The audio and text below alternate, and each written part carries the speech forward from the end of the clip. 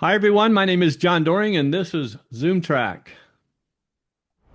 Good Saturday afternoon to all of you N-scalers everywhere around the world, and welcome to the August 26th edition of ZoomTRAK by NRail.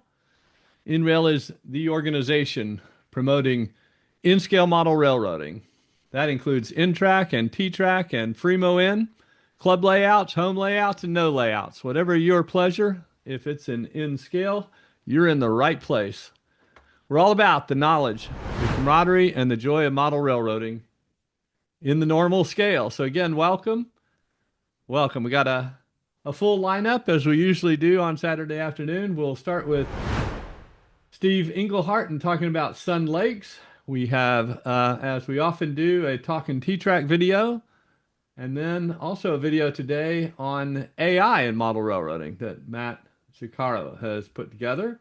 And I think we finally have some video footage from the E26 meetup of FreeMoN, which just concluded recently in Oklahoma. So that's a full plate. So I think we're ready to go. And Steve, you'd be first up for us. Okay. This is the Sun Lakes Model Railroad Club, which we call the short line. So previously, I talked about my old club in Boulder, Colorado, where we think we invented tabletop modular railroading. And then a couple of months ago, I was able to talk to you about the fantastic club I belong to in Scottsdale, Sun and Sand. And so this week's going to be a little different because we're going to talk about the Sun Lakes Club. It's about 20 years old, and it's centered around the southeast part of Phoenix in the suburb of Chandler, and basically right on top the Sun Lakes Country Club Retirement Community. It was always a multi-scale club, but it was very heavy on G. There was some HO, but as the G scalers started dying off, that became a problem. And then the club found T-TRAK and has leaned heavily into T-TRAK now. We probably have over 60 modules now. We think it may be the largest T-TRAK club outside of California. And I don't know anything about California. I don't even know what they've got out there. But it's getting to be a pretty significant T-TRAK presence. As far as the Phoenix area is concerned, we are about the only game in town. We know of a few other modules around town. Tucson used to have a group that has gone away now. But as far as we know, we're the main significant, whoops, where'd you go, slide? T-TRAK bunch. So there's some things I like about this club. We have a monthly meeting like a lot of you do, but also being a bunch of old gray hairs, we like to have lunch. And so every Friday we have lunch. They are hugely attended. We really get a big turnout. And it's gotten to the point to where we're starting to wonder if we're a lunch club or a model train club that just happens to have trains. And then in the middle, it's a very genial group.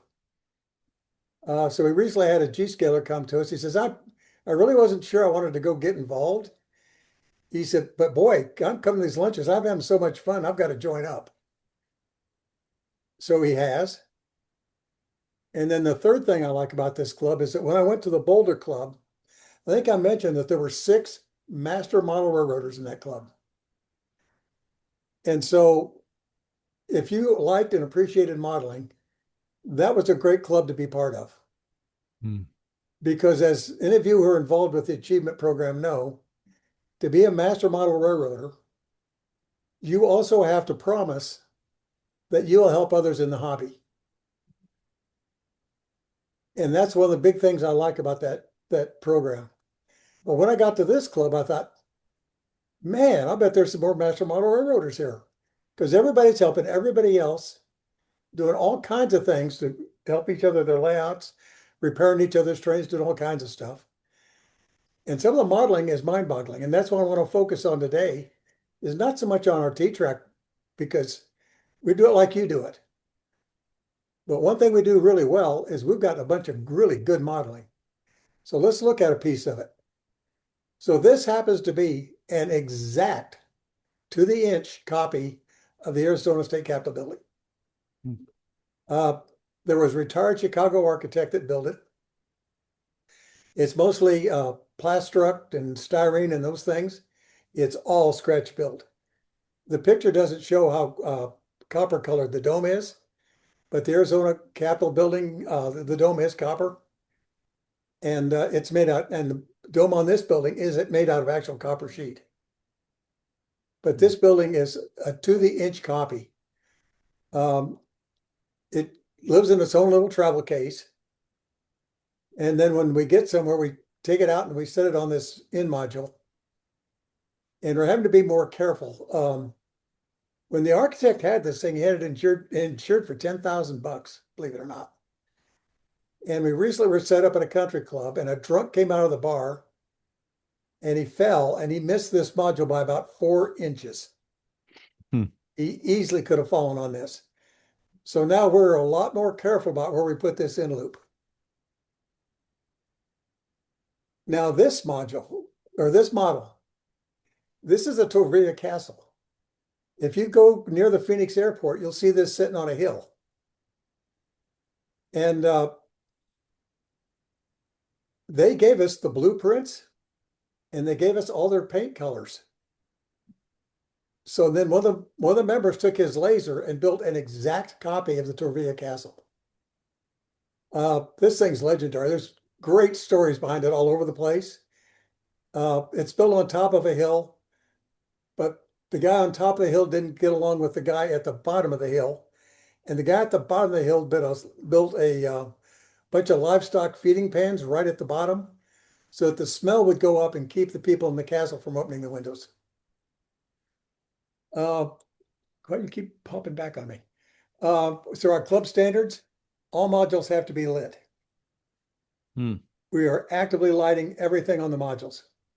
Just because it totally, as you know that have done it, it changes the whole character of the module and the layout when you light them up. This particular module, there's a freight house to the side plus a microwave relay tower with lights on it. Totally on this module, there are 56 LED lights. You'll notice the billboard on top of the freight house is lit up. So everything's lit up.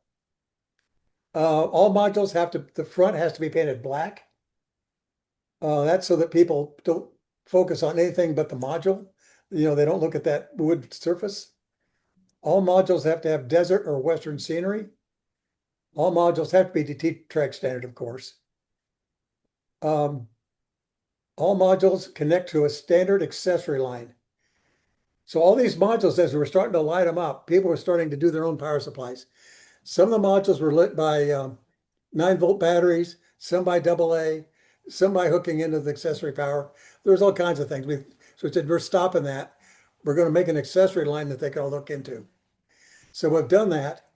And then because of the, what was it, EC24 that was in Wyoming, because of our visit there, we're changing the main power bus. And we're going to a bus just like they had. It was really, really good. So those are our standards. We don't have many, but those are our standards. So remember that G-scale model I was talking about? Well, as you can see from these night pictures, he's really good at what he does. He's fantastic. But we've corrupted him because he got in the club, got to having fun, and he got to watching us take our modules out and have a good time. So he said, I'm going to get into T-TRAK. And he's building modules like crazy. He's building all kinds of them. And this is some of the work he's done. And I want to point out in the left slides, there again, the difference lighting makes. Look at that freight house at the top, or a repair house, and look at the bottom where it's lit up. It just makes all the difference in the world when you light stuff up. Mm. So this modeler, like I said, we're an all scales club. This particular modeler happens to be a HON3 modeler. And I've always admired the work that HON3 people do. Well, same thing. We've corrupted him, and he's building T-TRAK. So these are some T-TRAK things he built. He builds everything from scratch. He likes doing it board by board if he can. So these are scratch built models. He only sleeps 4 hours a day. When his wife goes to bed at night, he sets up all night modeling, doing this stuff. He's a scratch building fool.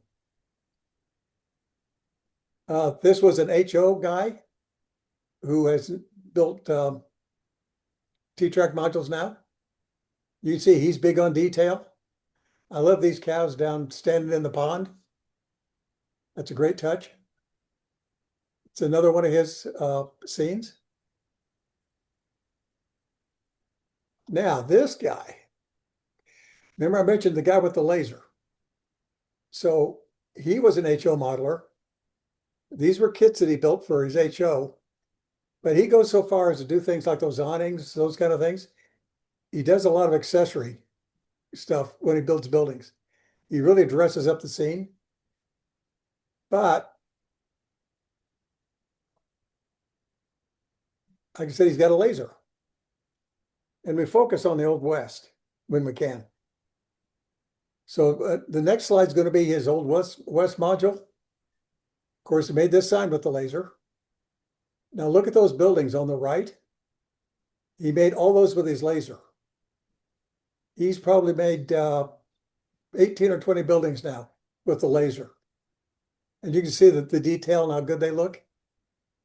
Great modeling, great modeling. And then he was at a thrift shop in California. And he saw a couple of pieces of this carnival sitting on a shelf. It was in the back, covered with dust behind some other stuff. But he spotted it. And he asked the guy, do you have any more? And the guy went in the back room and came up with a box that had all this stuff in it. Mm. And Paul said, will you sell that? And he says, of course I'll sell it. No, nobody will buy this junk. It's a bunch of toys. He sold him this entire carnival for $50. So Paul gladly took it and made modules out of it. And so there's a bunch of lights on this. There's lights in the merry-go-round, that kind of thing. Like I said, now Paul's got a laser. And he figured that there was no carnival that was proper without one thing. So he did something that I have never heard of in N scale, and I'm not sure I've heard of in other scales. He took his little laser, and we're going to wrap this up with this because this is amazing. He built a roller coaster. So I don't know of anybody else that's done this. So this is a shot of it from the side. It's a shot of it from the top. And like I said, if you're going to be in our club, you got to light it up. That's it lit up. And it's on an end module. So when we have that state capitol on one end and this on the other end, that makes it pretty spectacular for a crowd to come look at. So I'm done. Are there any questions? Wow, that's some fun stuff. Yeah. Have to agree with you on the roller coaster. Haven't seen anything quite like that. I've never seen or heard of a roller coaster. Steve, I have a question. I have a question for you. And it's kind of an age-old challenge about the idea of the lunch club and getting the guys to come. I Yeah. think that's obviously on the one hand, that's I think like a real success factor with a club, the social aspect. Um, and getting together like that. But I've also heard and experienced a little bit that it's very sort of age dependent, right? It's more attractive to us older guys, maybe less so to the younger. Do you agree with that, or did you? What kind of Yeah, and experience also, have you and guys also, had? well, also those younger guys are working. Yeah, They don't have time to come have lunch with us old guys because we'll sit there for an hour and a half or 2 hours. They'll give right. us our check and like, will you please leave? We want the table, but we're having a good time talking. And then also, since we are centered mostly on a retirement community, Yeah. we all live close together. So it's not like there are people that belong to the club that are from neighboring towns. We got a little bit of that, but Hmm. the furthest away guys are 15 minutes. And there's three of them and they carpool up all the time together. So, Yeah. Steve, so that yeah, but roller coaster, the social thing's huge because I said that G scaler had no intention of joining the club until he found out what a good time we had socially. Right. Yeah. Yeah. Steve, that's a static display, correct? No, it's T-TRAK. Right, but I mean, it's the roller coaster cars don't move. It's Oh, Oh, no, no, stat. no, no, you're correct. No, they don't move. They don't move. He he was thinking about how to do that, and he was wondering if he could use Flex Track or what. His mind had been working on it, but no, the cars don't move.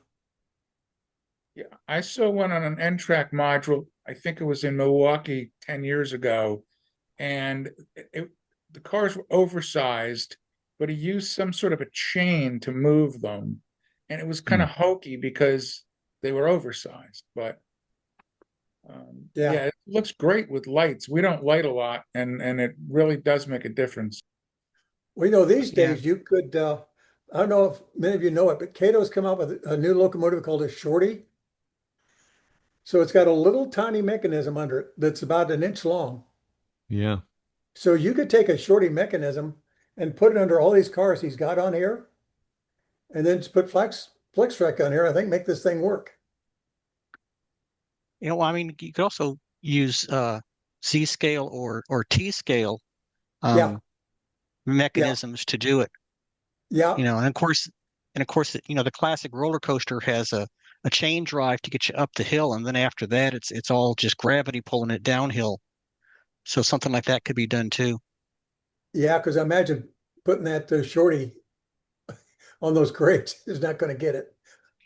Yeah. Well, I mean, so supposedly with T scale, um, that because it's got magnetic the wheels are made out of magnets, and it uses Yeah, iron track, it can climb a 45-degree slope apparently on the T scale stuff or the T gauge stuff.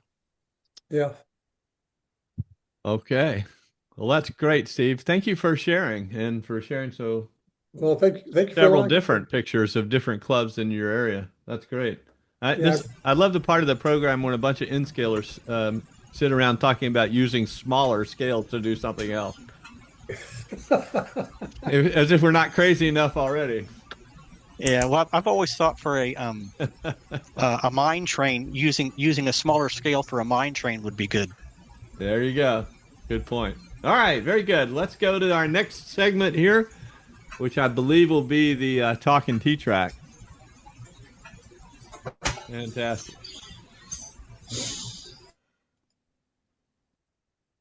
Welcome to Talkin' T-TRAK. This time we're going to talk about some other large junction designs. There are several variations of a theme possible in T-TRAK module design, some based on my large corners and junctions. Standard Jackson junctions and early large junctions using the 447mm radius curve track cut from the double track 447 480mm radii super elevated double curve track created an inner loop, shown in green, that was totally electrically isolated from the rest. With the addition of the run-through track, several large junction designs were created in an attempt to add the number 6 turnouts and the necessary curve track. Regardless of the curve track design differences, the insulated unijoiners needed to be added in the straight between the corners. This was necessary due to the electrical connection between the two curves. Choices must be made to reverse the inner green loop power supply to allow the use of any crossovers included on the modules in the branch, or not to allow the use of the green turnouts. Otherwise, an auto reverser or double pole double throw toggle switch reverser will be required. Inner green loop trains would also be an issue to trains running straight through, bypassing the inner loop. In short, the inner green loop interferes with the yellow straight.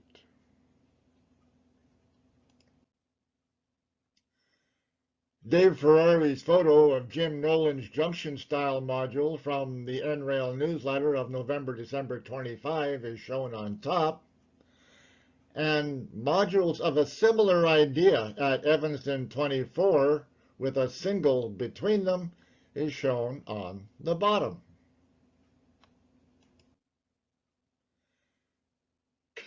This is kind of the same thing, only different.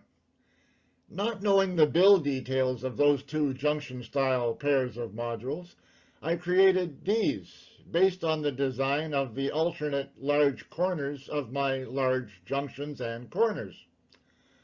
The module bases are the same size as a large junction, only 33 millimeters deeper due to the inner loop corners and the 33 millimeter straight on the end of the yellow track corner. That would be about 22¼ inches.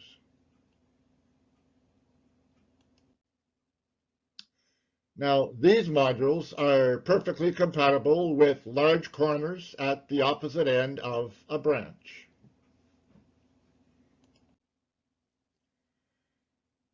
Making life a little more interesting, allowing the red track access to the yellow track and the yellow access to the green track. With this added trackage, the two straight tracks have access to the otherwise isolated inner loop of the branch with appropriate wiring.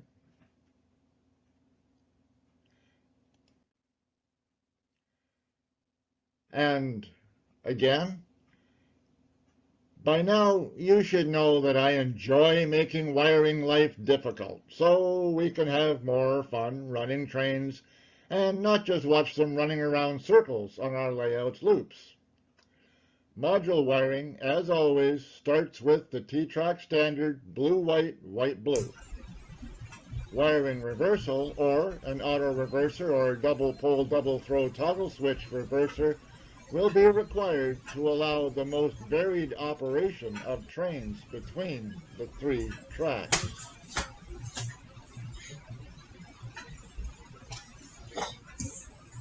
And this little idea might be the most fun.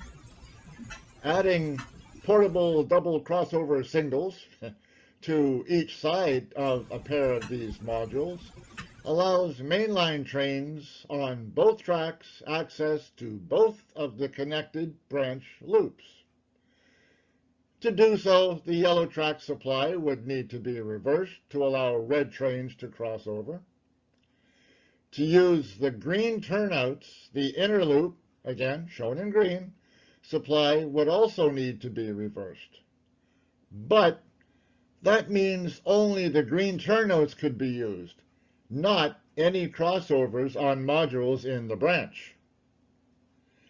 If the inner loop, the green loop, supply is not reversed, and the green turnouts cannot be used. But all crossovers on the loop modules, or add a portable auto or double pole double throw toggle switch reversers as required.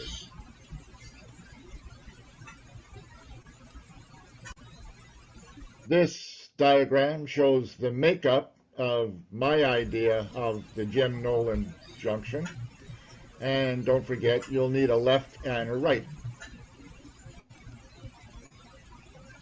Same thing again with the added trackage. And again, you'll need a left and a right. Another design change with added trackage. And again, you will need a left and a right. Now, that other photo, I'm just guessing on this one. This module style was inspired by the photo. The module is the length of a triple and allows the creation of a standard inner corner loop, or a single size module can be added, allowing the use of large corners at the foot of the branch loop. The inner loop does not interfere with the run-through track.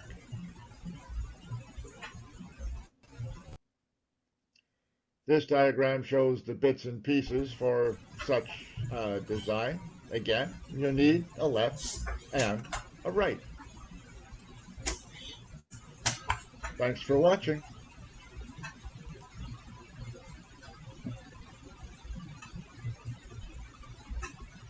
Okay.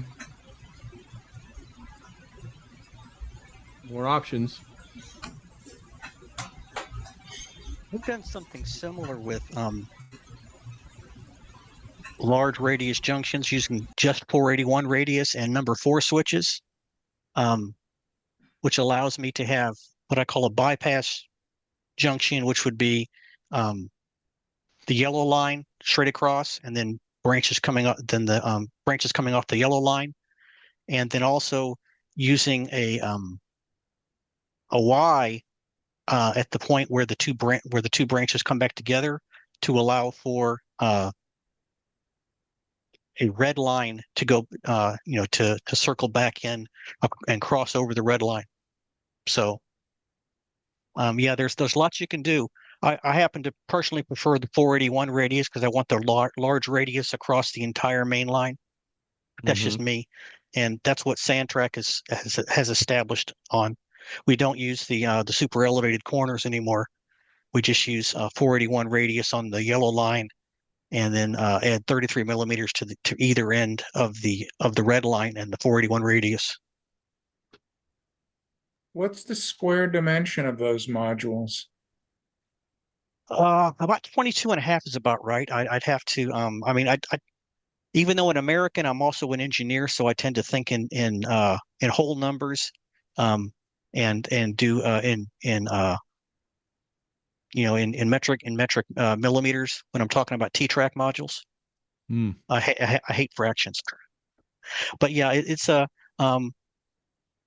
let's see, it works out at about 22 and a half or so, I think.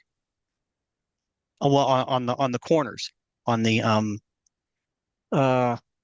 junctions, it's 495 I'm sorry, 995 is the width of the modules on the long dimension of junction modules. Sounds good. I've been trying to get Kato to make that 17 and 5/8 inch flat curve track for years, but so far no good. Yeah, I mean, I know what I find in order to get the 514 radius corners, you either put a 33 on either end of 90 degrees of the 481s, or my personal preference, I think looks better is I trim the track down to 27 millimeters and use it at the 15 degree and 75 degree point on the 90 degree corner, and that gives you effectively a 514. I actually took back in the spring. I did a clinic on how to do custom length of Kato track, and I think that was one of my examples of where you would need custom length track was in that clinic back in either January or March. But by the way, you have to be careful about super elevated track. This is what can Oops, that's the wrong one. Sorry. Have you got a picture to show us? Um, yeah, I do.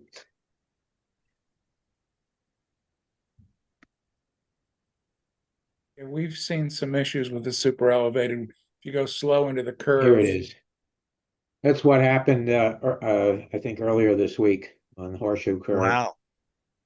It was on a And horseshoe. that's super elevated track.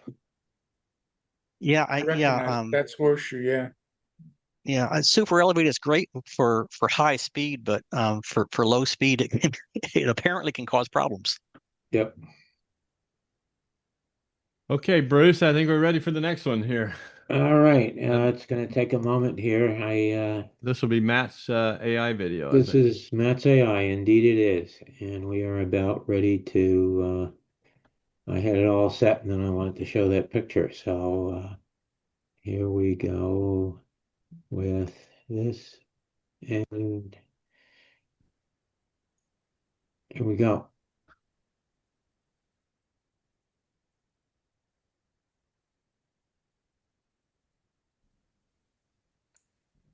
Good afternoon, everyone. My name is Matthew Zuccaro, and this is a ZoomTRAK presentation on using AI for model railroads.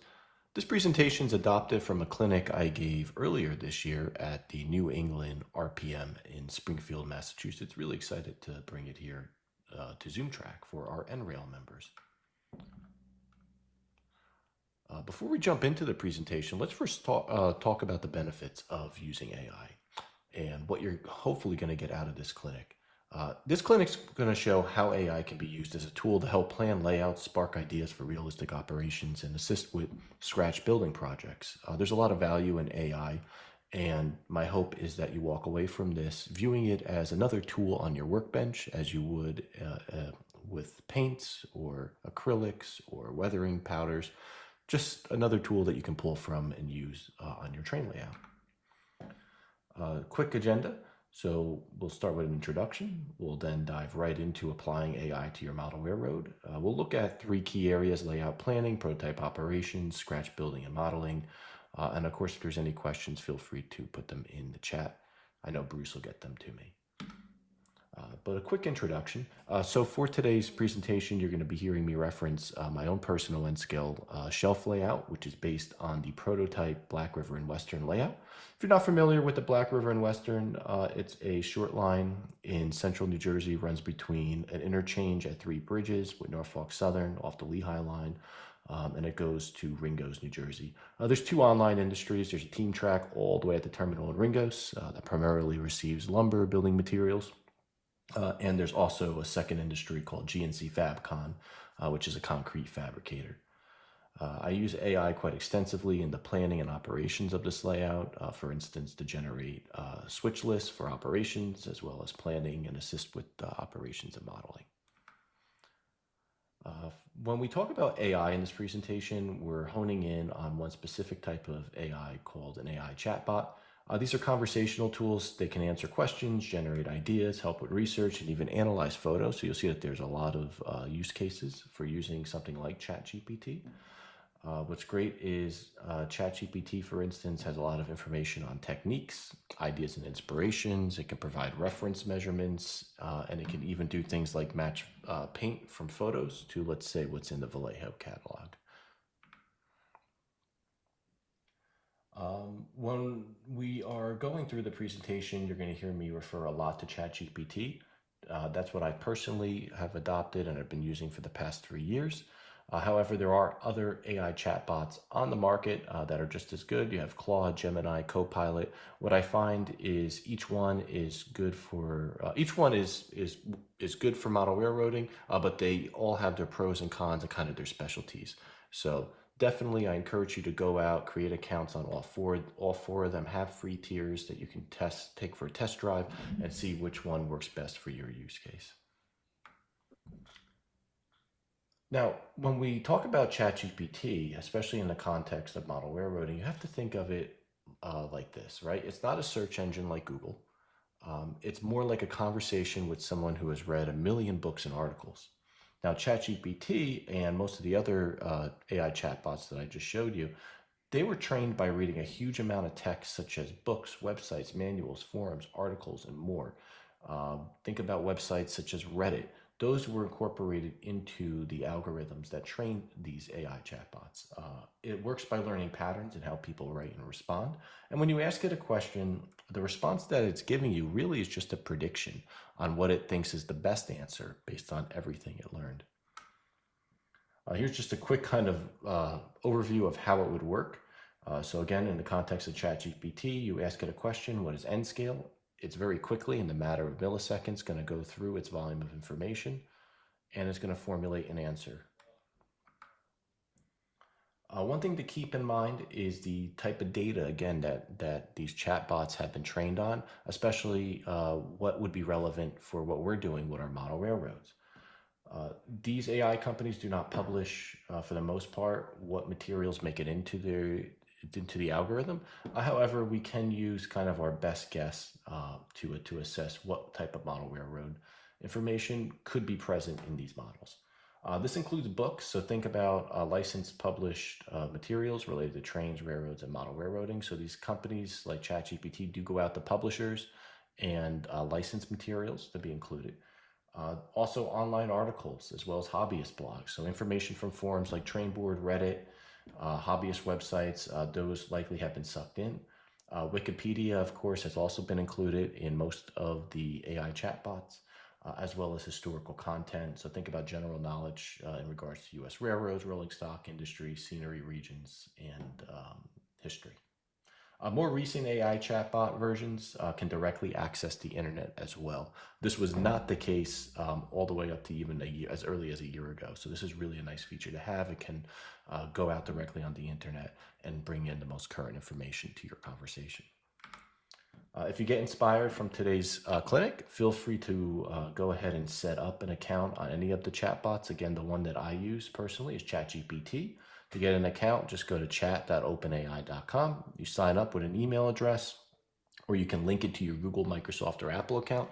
And all it does is just ask you to verify your email, possibly a phone number, and then that's it. You're in the free tier and you can start asking it questions.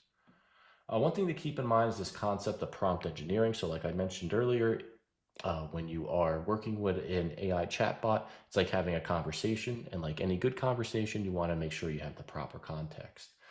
So with prompt engineering, it's the process of writing clear and detailed instructions for an AI tool.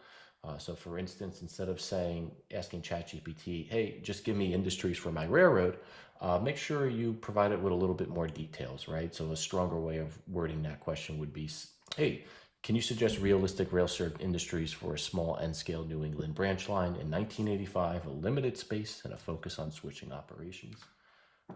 And you will get the information that you need. A couple things to keep in mind as well is if this is your first time initiating a chat with an AI chatbot related to model railroading, what you can do is what I like to call a super prompt. So you're just going to provide it in from a paragraph to 3 paragraphs, just do a data dump of background information on who you are, what you're looking for, where your layout is set, when, how. Think about kind of the 5 W's there. For instance, make sure you tell the chatbot, I model an N scale.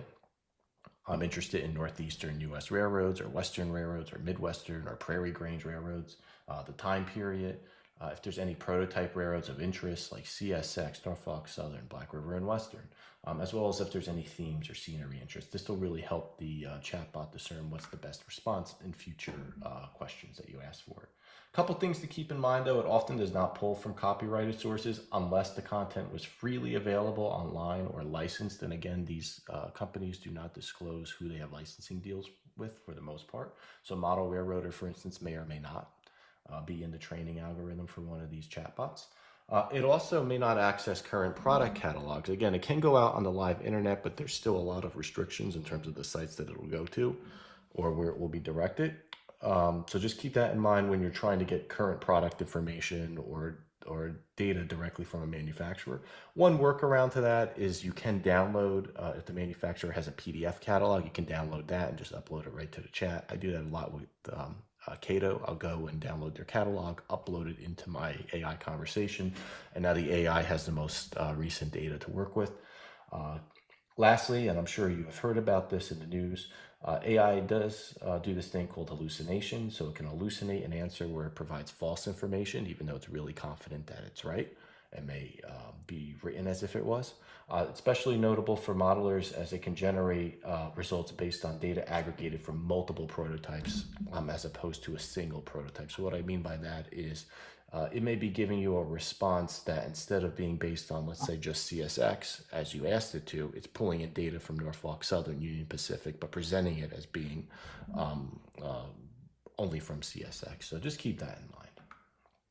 But let's get into the fun stuff on how you can actually apply AI for your railroad. And again, the three kind of core areas that I focus on and where I use it on my own layout is layout planning, prototype operations, and scratch building. So let's jump into layout planning. When it comes to layout planning, AI is a really powerful tool for brainstorming ideas and coming up with kind of that initial rough draft concept. For me, I used AI throughout the planning process of my train layout. Really helped me to kind of get my ideas on pen to paper. It brainstormed some realistic rail-served industries and commodities. Again, even though on the Black River and Western, there's just a T-TRAK and that concrete fabricator, I was able to use it, as you see later in the presentation, to kind of build out what commodities realistically would be coming and going. One of the biggest benefits was the ability to quickly explore ideas and then ask follow-up questions. On the right here, you'll see a sample prompt that I asked ChatGPT. In this case, I said, hey, help me plan industries and operations for an N-scale layout inspired by the Black River and Western in New Jersey in the modern day. The layout is a single deck, goes around the walls, and please design it with a focus on switching and realistic traffic. Harkening back to what I just said about prompt engineering and providing AI with all the context, in that initial question there, when I was planning my layout, I made sure I told ChatGPT the who, the what, the where, the when, and the how. And of course, it did come back with some ideas. AI also helped me think through what each town or scene should do on the railroad based on its understanding of the prototype. So it was able to pull in some information about the layout of the Black River and Western, where the tracks go through, the general area of New Jersey that it's in. What it told me is I should focus in on two areas, 3 bridges and Ringos. At 3 bridges, the focus should be on the Norfolk Southern interchange. It should be a busy operational scene, and it'll have a yard and kind of an interchange focus. And then, of course, at Ringos, it's the terminal operation. There's a T-TRAK, a local industry, but it has a historic small town feel. So if we're being indecisive in terms of where to use selective compression, trying to pare down the prototype to a shelf layout, AI is a really good kind of buddy in helping you think through that.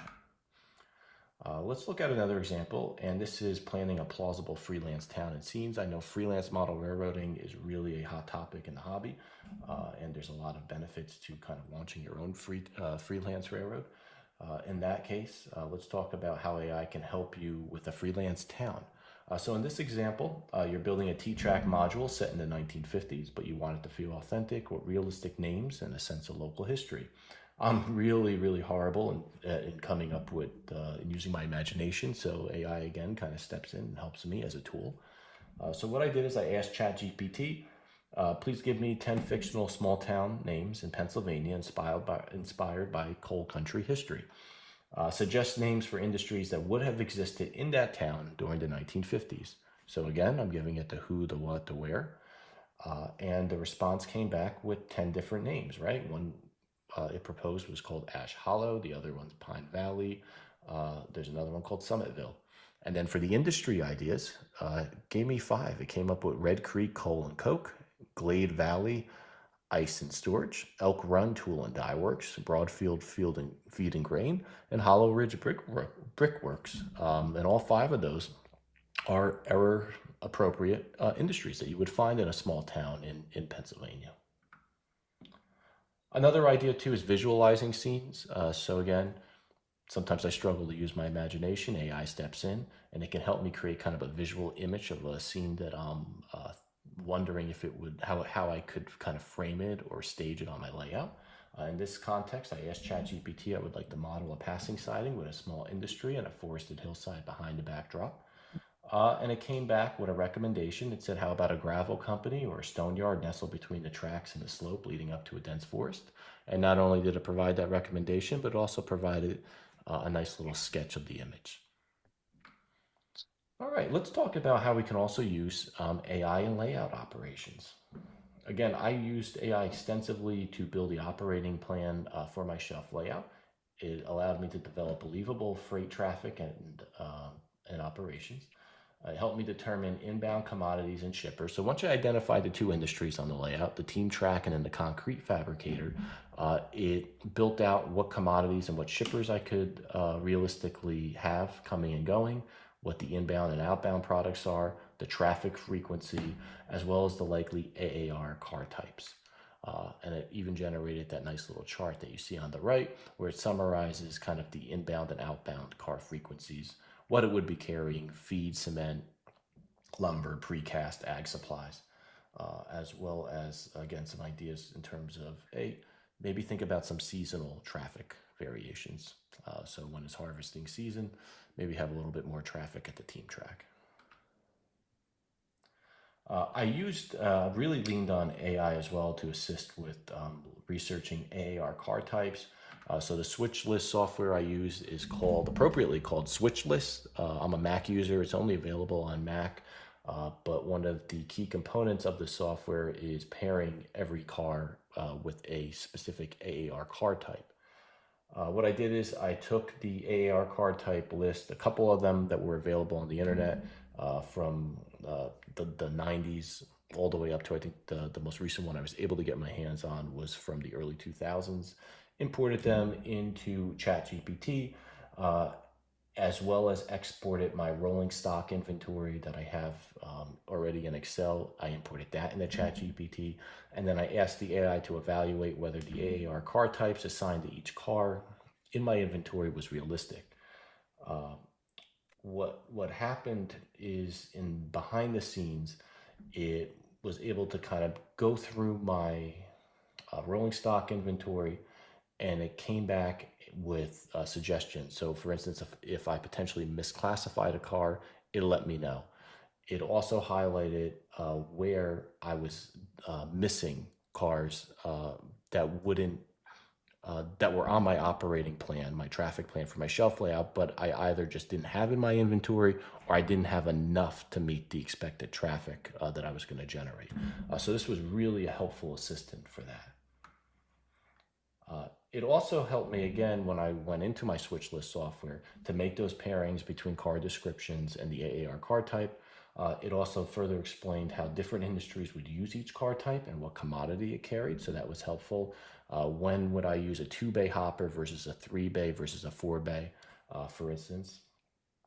It also suggested, again, some additional car types to be added to fill the gaps.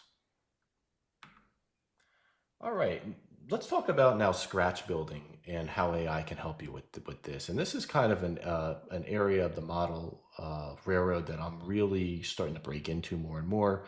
As much as I love the Walters Cornerstone kits, and those are fantastic for me to airbrush and kind of build up my acrylic painting skills, scratch building is kind of the next natural step for me to go in the hobby. And that's why I'm excited to have ChatGPT on my workbench to help me with a couple of projects that I've been kicking off.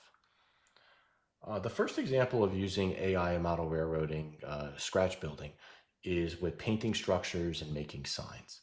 So here we have a prototype photo directly from the Black River Railroad website of their depot in Ringgoes, New Jersey. And the goal of this is I have a freight house kit that is going to be a stand-in. Eventually, I would like to make a wood, scratch-built wood kit of this. But in the meantime, I'm going to use a stand-in cornerstone kit. But I do want to get the colors as accurate as possible. So taking that photo, I uploaded it to ChatGPT. I also uploaded the most recent catalog of Vallejo paints. So you can just go to the Vallejo Paints website, download the catalog as a PDF, and then upload it into ChatGPT. From there, I asked ChatGPT to compare the photo to the catalog and identify which Vallejo paint would be most appropriate, so I can get it as closely as possible. I asked it to identify what Vallejo paint could be used for the main walls, the trim, the window sashes, and the roof, and it came back with the suggestions that you see in the right-hand column. After I painted the building using the paints that were suggested, it came out pretty darn close to what the colors were in the photos. So that was really helpful. I do get questions in terms of shadows and color accuracy. So for instance, in this photo, you do see there's some shadows. Even with the shadows, it still came out pretty accurate. So I'm assuming that it's taking kind of a more holistic view. It's not just looking in on one corner of the photo. All right, another really useful way to use AI when it comes to scratch building is for making prototypical signs from Google Street View. And here's another use case. So I've been to the Black River in Western probably 100 times. However, I have never taken a photo of the actual entrance sign to their station at Three Bridges, Flemington. And of course, when I was building the layout and I got to that part of it, I said, oh man, I really need this sign. It just kind of completes the scene. It was the dead of winter. I didn't feel like driving down to Flemington. So instead, I turned to Google Street View. So using Google Street View, I captured a screenshot of the prototypical station entrance sign. I uploaded the screenshot to ChatGPT and I asked it to recreate it as a graphic of the prototypical sign, which it did. So again, now in this figure on the right of the slide, you'll see on the left there is the screenshot from Google Street View, and on the right is what ChatGPT generated based on that screenshot. From there, I took it, scaled it down, and put it on my layout. Saved me a trip, that was for sure. Another use case as well with scratch building is making signs literally from scratch. So on my layout, I do have a car show scene, and I was trying to find a kind of a banner to frame it. So my layout takes place in the modern day. I thought a visitor to the layout might find it a little odd where you see a bunch of cars from the 40s, the 50s, and 60s kind of in a lot. They might not instantly pick out that, oh, it's a car show. So what I did is I turned to ChatGPT and I asked it to please create a scale, N-scale size banner for my train layout for a car show scene. The banner should include the text Mike's Classic Car Show. Please make the banner a scale size of 20 scale feet in length and 5 scale feet in width. Again, telling it the who, the what, the where, the when. And make the sign in the style of a 1950s Chevrolet dealership. And on the right, you can see the sign which it created. And there is the sign placed on the layout. Really helpful tool. I know prior to ChatGPT, when I would try and make signs using Word or even Photoshop, they just never quite came out as good as what this is. So again, huge time savings. With that, I hope you find this presentation helpful. Again, my goal with it was to throw out the idea that chatbots like ChatGPT, Google Gemini, Claude, they're just another tool that you can put on your workbench. So in my workbench, I have my paintbrushes, I have my airbrush, I have all my chisels, This and is tweezers, Jerkmate. and I have an First, old find your laptop where I have ChatGPT running as well. With that, thank you for today's ZoomTRAK, and be sure to reach out with any questions. Okay. Does anybody have a question?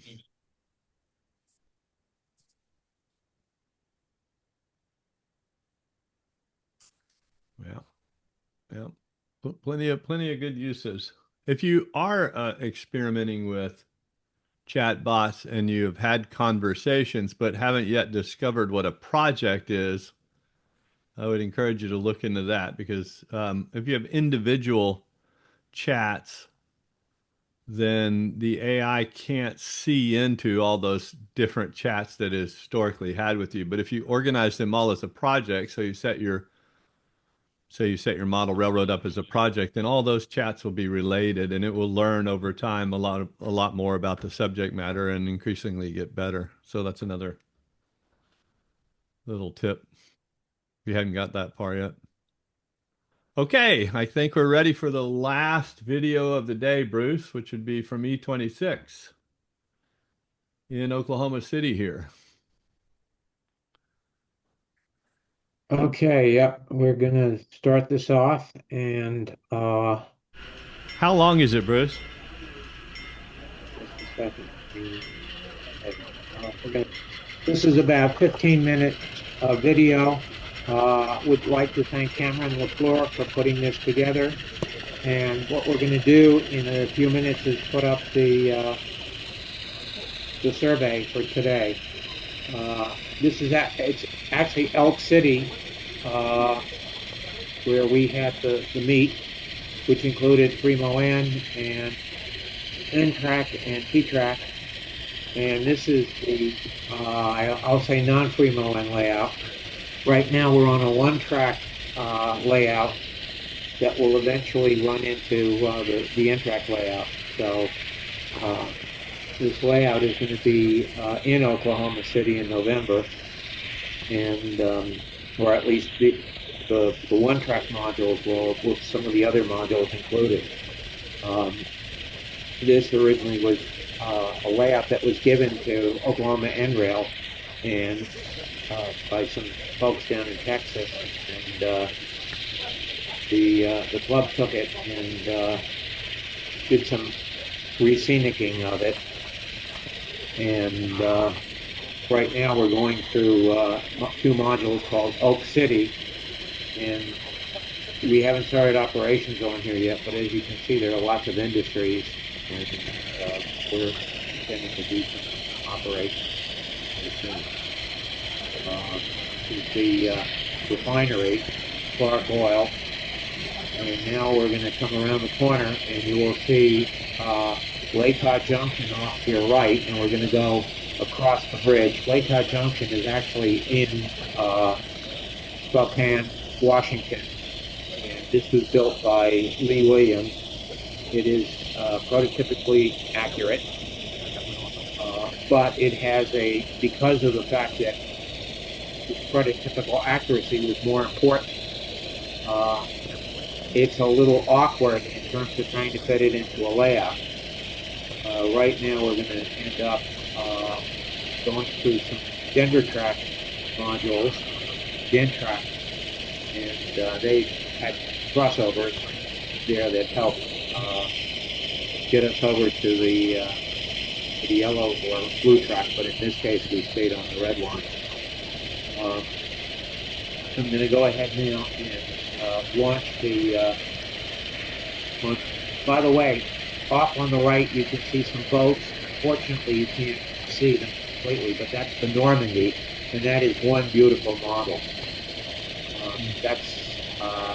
I'm not sure exactly where this terminal is, but it's this is where the railroad cars come to offload passengers who are going out on the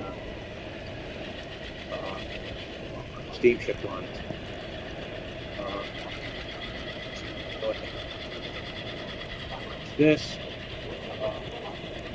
We're going now on the NRail layout. In fact, this is also going to connect to T-TRAK. We'll get there on our way back. Because of the way Lake Junction is set up, you come off the junction and you have to run through a loop back in order to get over to the T-TRAK that's set up. This is more of the Denver NRail group modules that are set up here. We had Denver and some folks from Texas come up and bring modules, as well as Oklahoma NRail. So there were a number of clubs that brought NRail modules. And Oklahoma NRail brought both T-TRAK modules and one-track and NRail modules, and the T-TRAK modules included Oklahoma NRail and two other individuals, Mark and Kevin. I forget Kevin's last name. Anyway, this is an interesting bridge. This bridge works flawlessly. You'll see up on the top left that little lock made sure that the tracks were lined up. And we never had any derailments during the whole time. We're now coming into the yard, and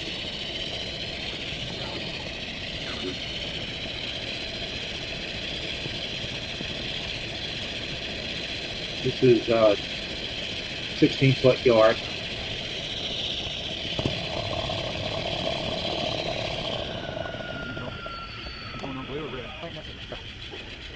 Okay. Over there. I'm just saying. Al Campbell built this city module, which is interesting. It's got the alt blue, and basically with the end loop, it turns alt blue into mainline track, red mainline. Blue becomes part of the yellow track, which we'll see in a minute. So now we're going to some modules that came up from Dallas area as well. Mike Bedford brought these modules. And we're about ready to head into Big Canyon. We've had a couple of clinics on Big Canyon module, and that's just up ahead here, where we have the quarry. Right, this is the roadway. That bridge had to be raised because when we tried to run double tracks under it, we had a little oops, and so we ended up raising the bridge so that we could run double tracks on the way up. There's the quarry on the right with the temple. We'll back out now on the red line. And I told Charles to route you through the yard, so he should talk to Charles. Okay. So, Yep. We got that going at the end, and we'll go right into it. again, Mike Bedford's modules, we're coming back now. This is area basically a double truck main line. This folds over on itself. It was kind of interesting. Elm City 2026 was basically not a show, but a time to bring modules out, set them up, run them for the safest when operations. The show event is rented the Elm City Convention. We set up on Monday, ran Friday, and then put in on Friday. So that's what we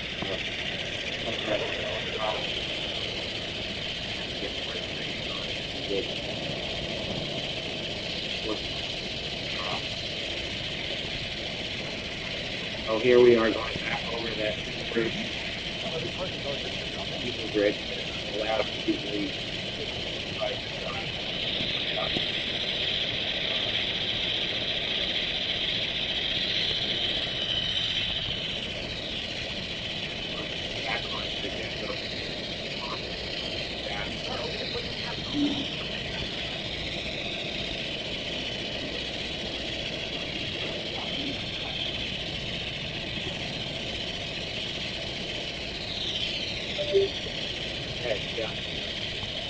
The Normandy is coming up on the left.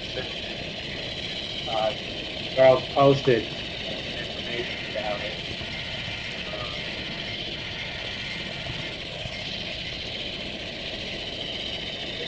It's really beautiful.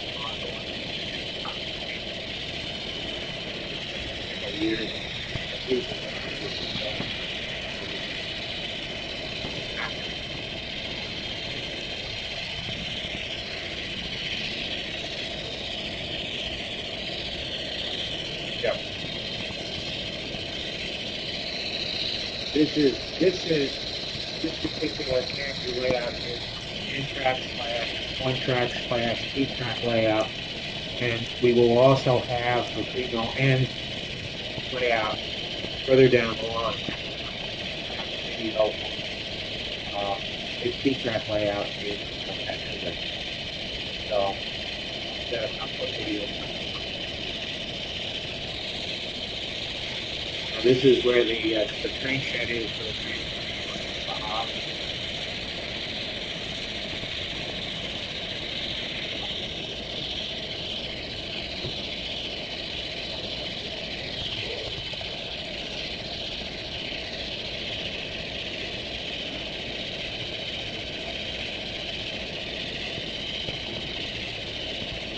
At this point, we're about ready to switch over to the chiller. Straight ahead is right down and we are now going to make a turn here. The lake junction has traffic operation. We're swinging over and work out ready to hit. Really, one track and T-TRAK are both same height, but T-TRAK is single height rather than attempt like NRail or full T-TRAK. Really, so that you could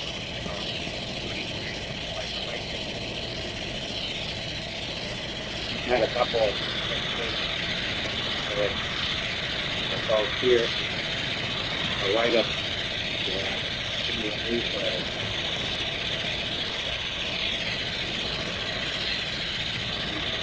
See the T-TRAK line. So that rigid box has and it has a arc controller in it, but all of our Bluetooth including which is because of issues with M43 work. By just having that as an action controller, it's worked out very well for us.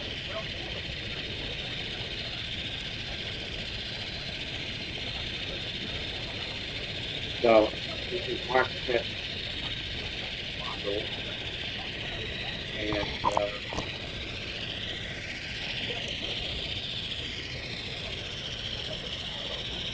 interestingly, the track bringing forward to this those signals are working. We found out some interesting things about signaling, which uses iOS scaling. We'll be putting a section together about signaling. But the section is interesting because this is a yard in the block. The yard has to be isolated or else an engine in the yard will go ahead go red signal for the main line. But this is the first call implementation. We had Kevin Brewer and myself and Oklahoma NRail had the signal module doing flawlessly with the constraint that as you have an engine yard was always red. This signal up ahead is for the next spot. You have to see it with the red is lower and so this is part of Oklahoma NRail T-TRAK collection right now. We have northwest portion of Oklahoma, the Panhandle, and Black Mesa up on the right here is the highest point in Oklahoma.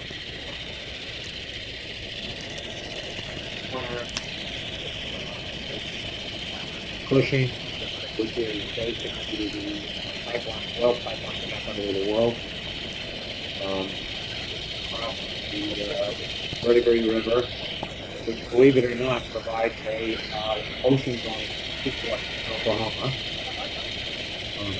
We're coming down Route 66. The Route 66 that the together very specific. This is Route 66. There's the round Washington radio, and up here is Yukon. And that's Yukon back. A grain elevator that is still standing, not using. These are two modules that are called Riverside, or the Hudson River, so we're going to switch the territory, and north on the Brewery module, and mobile terminal here, and the big module as well. you up ahead to feel it. We are about ready to stop. Okay, I see that we have everybody has gone ahead and pulled up and survey. Thank you for that. And that's it. Good watching. So, if there are any questions, Well, that was fantastic. Really nice to see that. Anybody have any questions? Yeah, what was the camera that was used on the camera car? Camera.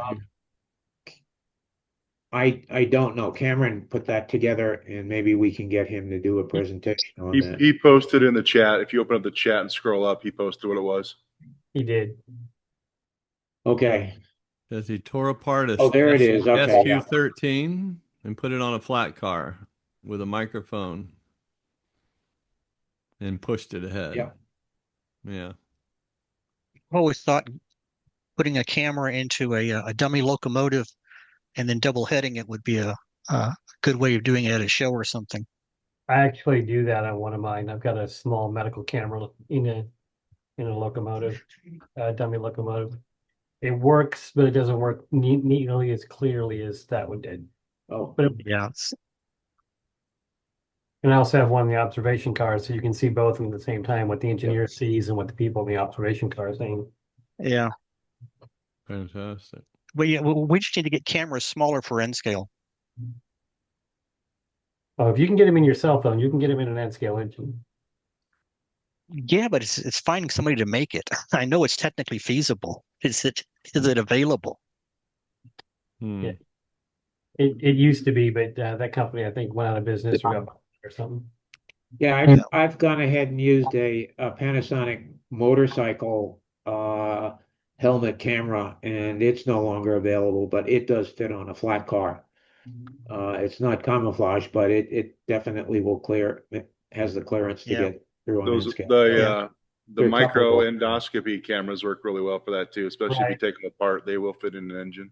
How expensive are they, Brett? Do you know? Well, the one I got is I stole from work, but I think on Amazon you probably get it for under $50. No. Don't say that word. Wait a minute. I think I need to turn off record.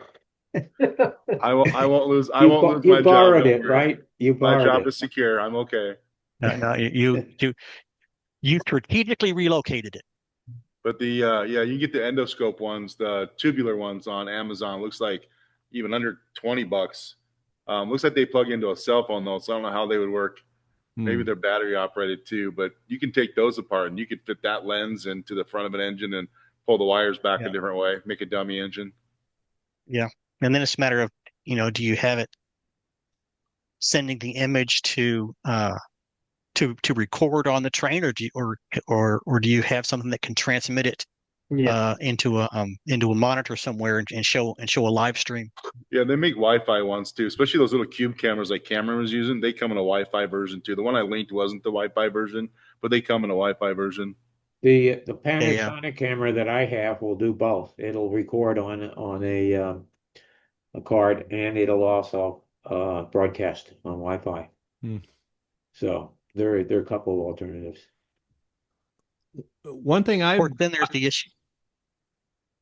Go ahead. I'll say then of course the issue is finding a dummy locomotive in N scale. They don't make dummy locomotives anymore. You got to know the right 3D printer. Yeah. I know a guy. I know a guy. You know a guy that knows a guy? Guys, this is the whole point of ZoomTRAK here, right? So that you can know a guy for everything. Literally, you're 2 touches away from everything that's possible, I think. I will say, if you had just watched that video and thought, boy, it would be really cool to go to a long weekend show where it's just a private meet with 50 or 60 or 70 people, and it's all in scale, then think about E27. And Brett, you've put that in there a couple of times now. Because I'm excited. Yeah. We haven't gotten all the details there yet, but this has now happened in 21 and in 24. It's anticipated for 27.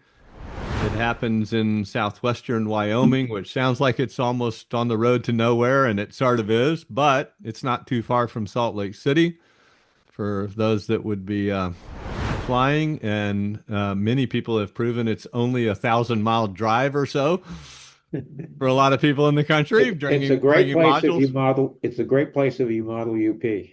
Definitely. There's Yep, probably yep. something like 100 trains that go past there. Right every on the day. transcontinental, big 15,000 square foot building for one layout, and another 5 to 10,000 for the others. So if that's your if you haven't ever done that and you're thinking about it, just keep your eyes open for data on that for next summer. There is a form flying around the T-TRAK groups. This probably hasn't been posted in a while. And it wasn't for signing up, but it was for interest. So the more people that can fill that out for interest to get to the NEG officers, so we know who's expecting to come from that, that'll help them plan too. Okay, and for those, NEG would be the in-scale events group. Correct. So just kind of an organizing group that sort of puts these things on and provides some underlying insurance with the NMRA's help. So, all right. Well, we've gone over a little bit, but we had some interesting stuff today and some good input from everyone. So thank you for coming and being a part of this on a Saturday afternoon. And we'll see you here this time next month. All right. Bye-bye. Later, all. Thank you. Bye, all.